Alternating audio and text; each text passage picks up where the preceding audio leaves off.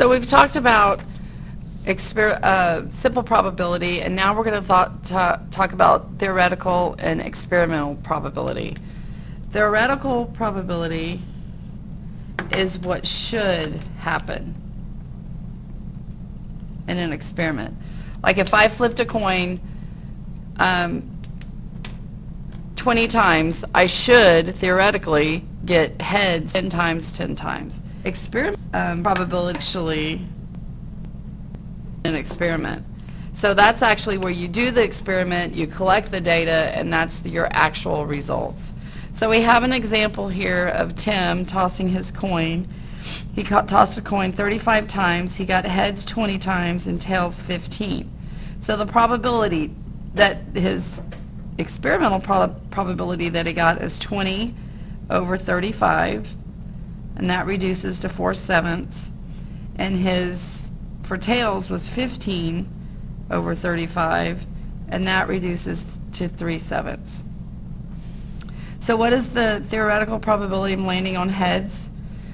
In theory, it's half and half, right? 1 out of 2 times that you toss a coin, you're going to land on either heads or in the same theoretical probability for tails is 1/2. So let's go over to page 2, and we had in class, and I'm going to use my seventh period results. We actually rolled a die 30 times, and so we did our own experimental probability, and out of those 30 times we got 1 4 times, 2 only once, 3 9, 4 2, 5 7, and 6 7. So that was our actual results from rolling our dice. So we're going to figure out our experimental probability from this data collection.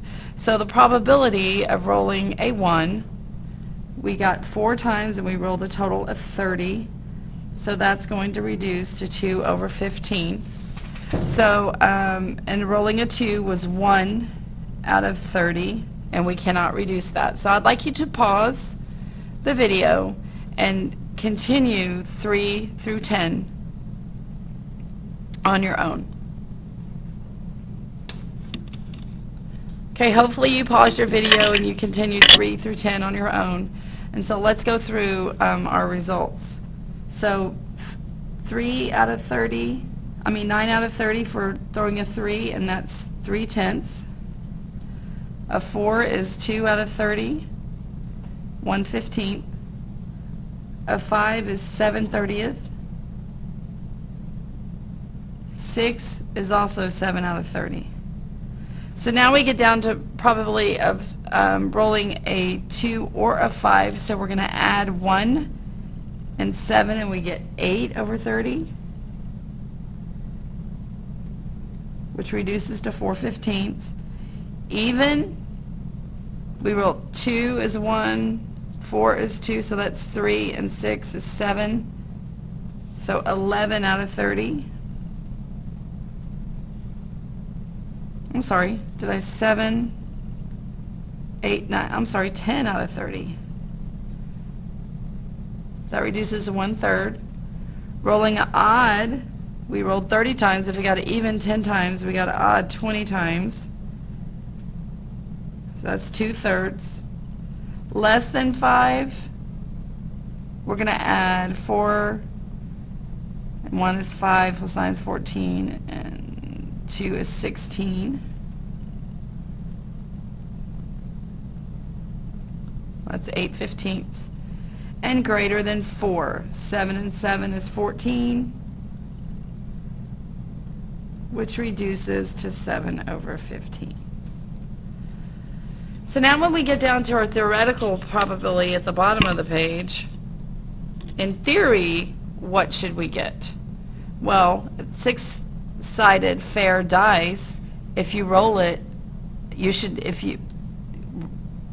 get 1 out of every 6 times you roll it. You should get any number 1 out of 6 times.